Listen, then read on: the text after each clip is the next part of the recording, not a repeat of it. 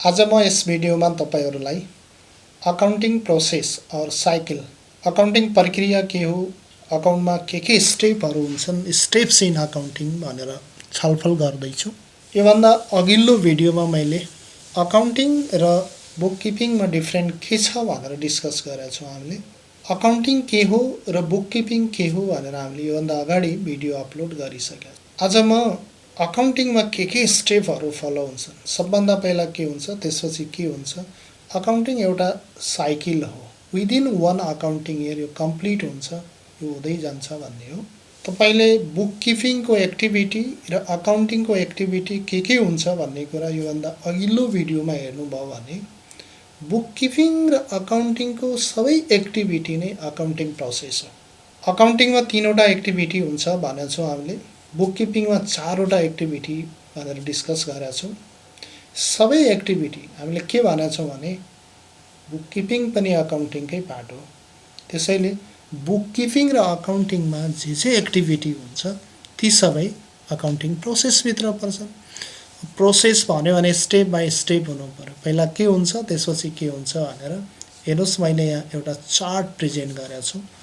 सबभन्दा पहिला के भनेको छु भने आइडेन्टिफिकेसन अफ फाइनान्शियल ट्रान्जेक्सन, यो बुककिपिङको एक्टिभिटी हो। सबभन्दा पहिला त फाइनान्शियल वित्तीय कारोबारको पहिचान गर्नु पर्यो।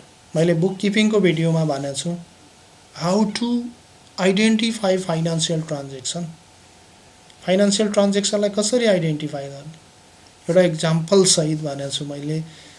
बुककिपिङको भिडियो हेर्नु होला।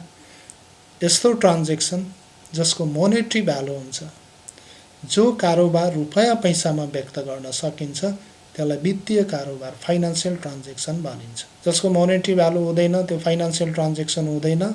र अकाउन्टिङमा ओन्ली फाइनान्शियल ट्रान्जेक्सन मात्रै रेकर्ड राखिन्छ। Non financial transaction are not recorded in account. Financial transaction identify गरिसकेपछि त्यसपछि बुककिपिङमा हामीले के भनेको छ भने मेजरिङ, फाइनान्शियल ट्रान्जेक्सन त हो तर त्यसको मेजर गर्नु पर्यो इन टर्म्स अफ मनी भनेको छु। कति लाख, कति हजार, कति करोड के कारोबार भनेर अमाउन्ट चाहियो भनेको हो। र त्यो मेजर गरिसकेपछि identification and measuring financial transaction step of accounting अथवा सेकेन्ड प्रोसेसमा record of financial transaction in the subsidiary book अथवा ओरिजिनल बुक्स अफ इन्ट्री भनेको छु। फाइनान्शियल ट्रान्जेक्सन आइडेन्टिफाई भइसकेपछि त्यसलाई रेकर्ड राख्नु पर्यो। रेकर्ड राख्ने बुकलाई हामी बुक्स अफ ओरिजिनल इन्ट्री अथवा सब्सिडाइरी बुक भन्छौँ। रेकर्ड कसरी राख्नु पर्यो भने डेबिट र क्रेडिटको रुल युज गर्नु पर्यो। अब डेबिट र क्रेडिटको रुल के हो, कसरी हो भन्ने कुराको लागि अरु नेक्स्ट भिडियोहरु हेर्दै गर्नु होला। सेकेन्ड प्रोसेस भनेको अकाउन्टिङमा रेकर्ड राख्ने by using rules for debit and credit, accounting रुलको युज गर्ने। रेकर्ड राखिसकेपछि classification of financial transaction in ledger, मैले भनेको छु बुककिपिङमा सिस्टमेटिक रेकर्ड राखिसकेपछि क्लासिफिकेसन अफ फाइनान्शियल ट्रान्जेक्सन भनेको लेजरमा पोस्टिङ गर्ने, डिफरेन्ट अकाउन्टहरु ओपन गर्ने र एउटा नेचरको ट्रान्जेक्सनलाई एउटै अकाउन्टमा पोस्टिङ गर्ने।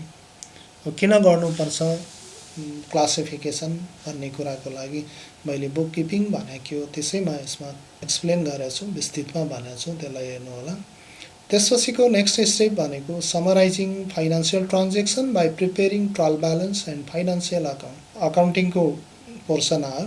क्लासिफिकेसन गरिसकेपछि अनि समराइजिङ भने ट्रायल ब्यालेन्स बनाउने हो। जति पनि अकाउन्टहरु ओपन भन्छ ती सबै अकाउन्टहरुलाई पेजमा ल्याउने हो र डेबिट ब्यालेन्स भएकोलाई डेबिटमा लेख्ने हो, क्रेडिट ब्यालेन्स भएकोलाई क्रेडिटमा लेख्ने हो। डेबिट र क्रेडिट इक्वल हुनुपर्छ, किनभने डबल एन्ट्री बुककिपिङ सिस्टमको रुल त्यही नै हो। डबल एन्ट्री बुककिपिङ सिस्टमको बारेमा पनि भिडियो छ, हेर्नु होला। डेबिट र क्रेडिट इक्वल भयो भने अनि हामीले जुन रेकर्ड राखेको छ फाइनान्शियल ट्रान्जेक्सनहरु according to rule and regulation त्यो ठीक छ भन्ने बुझिन्छ। ट्रायल ब्यालेन्स के हो भन्ने कुराको लागि पनि थुप्रो भिडियोहरु छ, त्यो हेर्न सकिन्छ। र अर्को फाइनान्शियल स्टेटमेन्ट भनेको प्रॉफिट एन्ड लस अकाउन्ट अथवा इन्कम स्टेटमेन्ट, ब्यालेन्स सिटको कुरा हो, क्याश फ्लो स्टेटमेन्टको कुराहरु बनाइन्छ।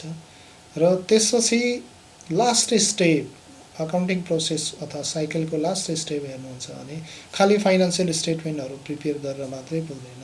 Communicating the result of business operation and financial position भनिन्छ। कम्युनिकेट पनि गर्नु पर्यो।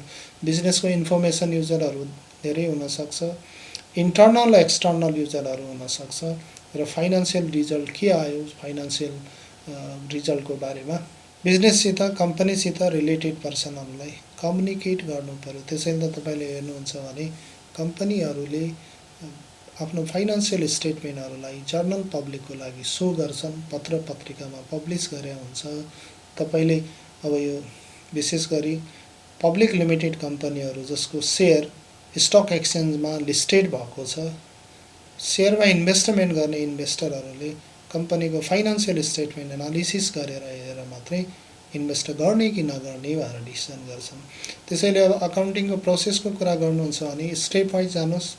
यसरी भन्न सक्नुहुन्छ तपाईँ, फर्स्टमा identification of financial transaction, financial ट्रान्जेक्सनको पहिचान गर्ने। अब दोस्रोमा तपाईँ सक्नुहुन्छ measuring financial transaction in term of money, financial ट्रान्जेक्सनलाई मेजर गर्ने, मापन गर्ने, रुपियाँ कति, पैसा कति, कारोबारको अमाउन्ट चाहियो भनेको हो। अनि थर्डमा जानुहुन्छ भने फाइनेन्सियल ट्रान्जेक्सनको रेकर्डिङ हो। रेकर्डिङ भनेको डबल एन्ट्री बुक किपिङ सिस्टमको रुल युज गरेर रेकर्ड गर्नुपर्छ, जसलाई ओरिजिनल बुक्स अफ एन्ट्री भन्छ। त्यसपछिको नेक्स्ट स्टेप हेर्नुहुन्छ भने क्लासिफिकेसन हो, लेजर अकाउन्टमा पोस्टिङ गर्नु पर्यो। त्यसपछिको अर्को स्टेप हेर्नुहुन्छ भने summarising analysis interpretation of financial transaction हो। समराइजिङ गर्ने भनेको ट्रायल ब्यालेन्स बनाउने, अनि profit and loss account income statement बनाउने, ब्यालेन्स सिट बनाउने, क्यास फ्लो स्टेटमेन्ट बनाउने हो।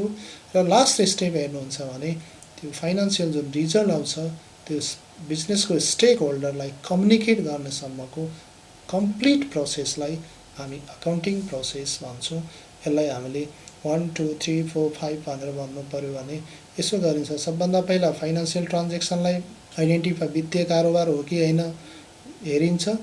त्यसपछि त्यसको मापन गरिन्छ, कति रुपियाँ कति पैसा भनेर। त्यसपछि जर्नल इन्ट्री बनाइन्छ, त्यसपछि लेजर अकाउन्ट बनाइन्छ, त्यसपछि ट्रायल ब्यालेन्स बनाइन्छ, अनि प्रफिट एन्ड लस अकाउन्ट बनाइन्छ, ब्यालेन्स सिट बनाइन्छ, क्यास फ्लो स्टेटमेन्ट बनाइन्छ र जुन रिजल्ट आउँछ प्रफिट एन्ड लस अकाउन्टले रिजल्ट सो गर्छ, ब्यालेन्स सिटले फाइनेन्सियल पोजिसन सो गर्छ, त्यसलाई कम्युनिकेट गरिन्छ, सम्बन्धित पक्षलाई त्यो सूचना प्रवाह गरिन्छ। यही प्रोसेसलाई अकाउन्टिङ प्रोसेस भनिन्छ। एउटा अकाउन्टिङ साइकल यसरी हिँड्नुहुन्छ। जर्नली अब अकाउन्टिङ साइकल भन्यो भने विदिन 1 इयर भन्ने बुझिन्छ, 1 वर्षभित्र। अब यो तपाईँले बुक किपिङको हेर्नुभयो भने त्यो डेली गर्ने रुटिनको कुरा मैले डिफ्रेन्ट बिट्विन बुक किपिङ र अकाउन्टिङमा गरिसकेको छु। समराइजिङ एनालिसिस र इन्टरप्रिटेसन र communicate the financial result to स्टेक होल्डरको कुरा गर्नुहुन्छ भने end of the accounting year अथवा फाइनेन्सियल इयरको इन्डमा गरिन्छ। यसैलाई हामी अकाउन्टिङ प्रोसेस भन्छौँ।